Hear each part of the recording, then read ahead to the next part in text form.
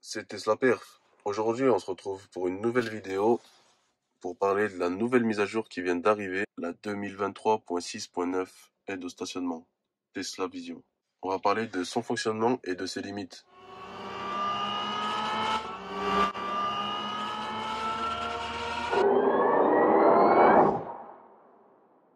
Donc, comme vous pouvez voir, je suis stationné dans un petit parking. Je vais activer la marche arrière. Donc c'est le chargement de l'aide au stationnement. Donc ça, c'est un petit problème, c'est que dès que vous démarrez le véhicule, l'aide de stationnement n'est pas directement disponible. Il faut attendre un petit moment que les caméras analysent le milieu dans lequel vous êtes, l'environnement. Donc là, on va actionner la marche arrière. On peut voir, je suis assez loin.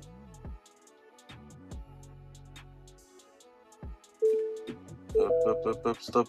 Il dit stop. Bon, je suis allé un peu trop vite, on va refaire. Je vais réavancer.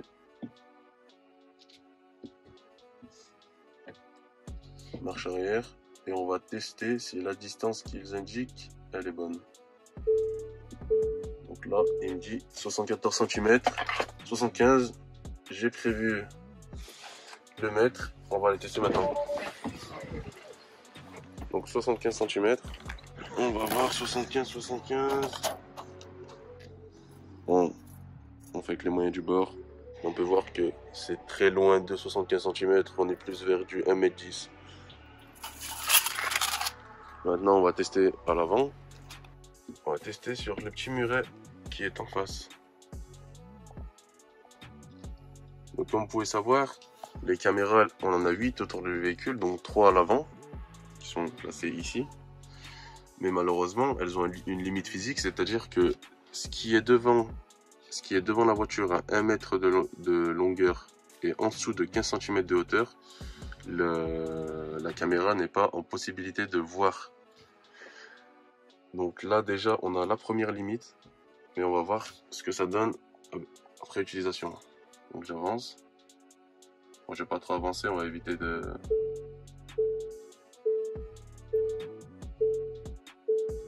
Bon là, il va me dire à peu près 50 cm, 55. Comme vous pouvez voir, ça bouge tout le temps.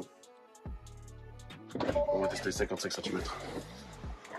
Bon, je suis qu'à une main, mais d'après ce que j'ai compté, c'est à peu près 1 mètre. Donc c'est très pessimiste. On va tester sur ce petit trottoir, sans rebord en métal. On va voir ce que ça donne. Donc je me suis mis en position pour tester.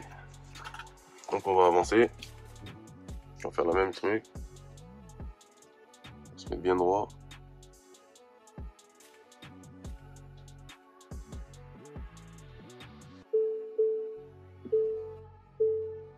Bon, pour lui, je suis à 50 cm. 45, 50. On va voir 60. Ouais, le delta, il est pas mal. Bon, on fait la même manip. Après, à une main, c'est compliqué, je vous mens pas. Mais ça m'a l'air déjà plus proche de la réalité. On va dire c'est 30 cm jusqu'à 73. Donc ça fait 43 cm, donc on est beaucoup plus proche de la réalité. C'est bizarre. Parce que là, l'obstacle est beaucoup plus petit et beaucoup plus bas. On dirait que ça peut être assez aléatoire. Maintenant, on va tester les côtés. Comme vous pouvez voir, il bip. Et il me dit stop. Là, il me dit stop. On va aller voir si vraiment on est loin ou si on est proche. Comme vous pouvez voir à l'arrière, on a un bon 60 cm. Et ici, pareil. On va voir si on avance plus que vers le stop. Donc là, on se rappelle, il nous a dit stop. Bon. Donc on va continuer à reculer.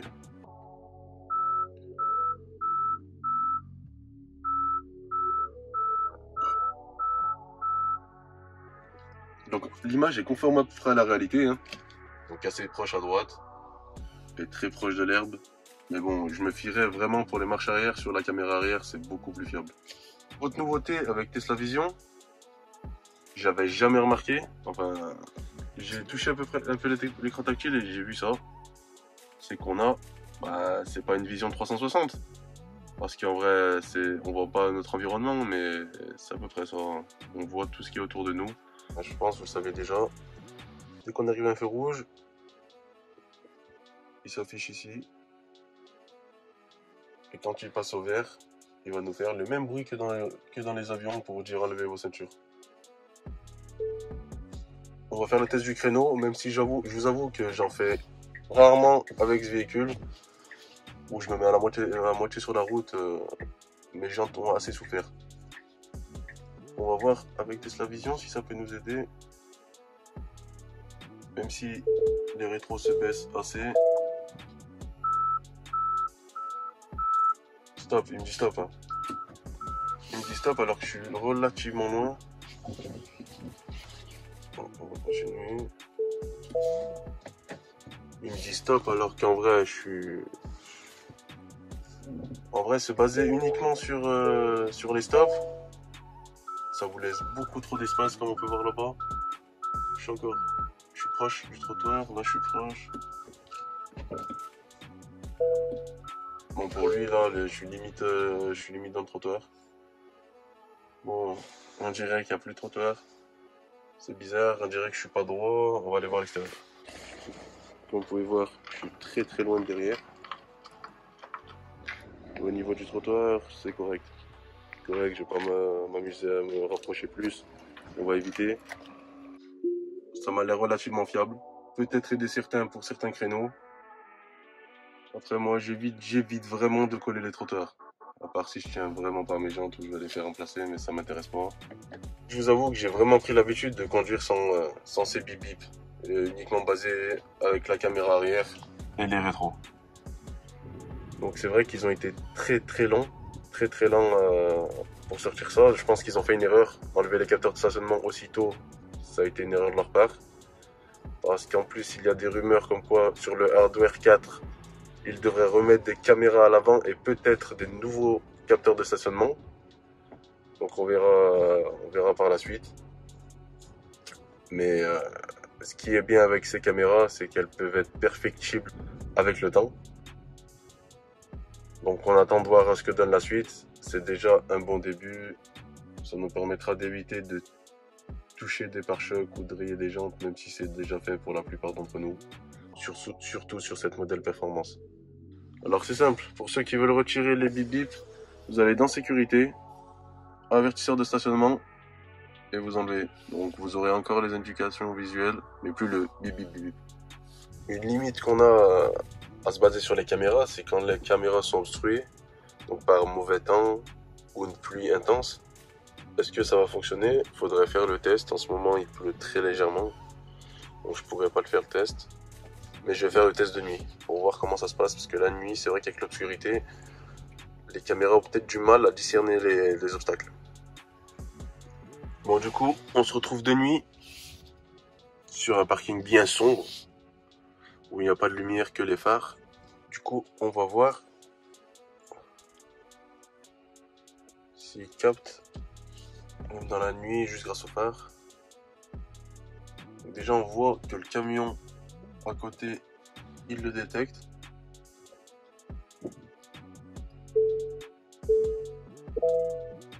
Il me dit stop. On va aller voir tout de suite. Stop, c'est à peu près 30 cm. En dessous de 30 cm, il dit stop. De nouveau le mettre. On va aller voir. 50 cm.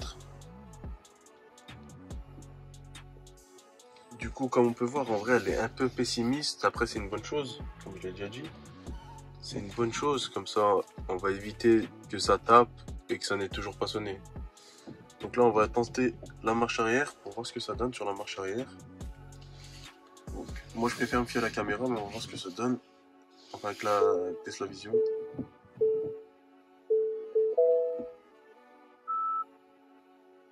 Là, je suis très proche en vrai. On m'a dit stop. Et d'un coup, aide au stationnement indisponible.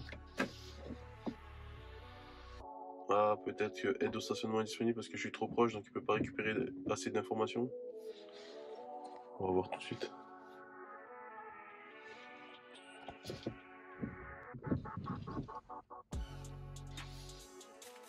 Donc on va retenter la marche arrière.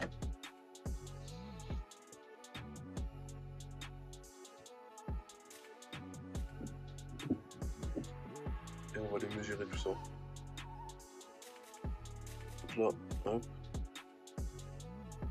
Comment il doit stationnement est disponible? Et si je fais une marche avant,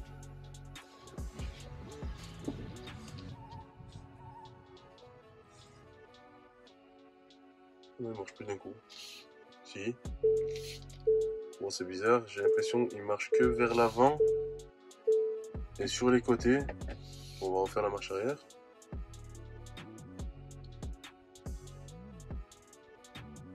Là, il a détecté le camion. Est-ce qu'il va détecter le muret? Ah là, il détecte. Bon, des fois c'est bizarre, j'ai l'impression que ça fonctionne pas tout le temps. Donc, il dit 35 cm, on va aller voir tout de suite. 45 cm. Non, 40. Là, c'est relativement juste. Donc, on peut voir que des fois, la Tesla Vision fait des caprices. Des fois, elle fonctionne, des fois, elle ne fonctionne pas. Au final, Tesla Vision, c'est pas mal pour ceux qui ont du mal un peu à se garer, mais c'est vraiment pas indispensable dans mon cas.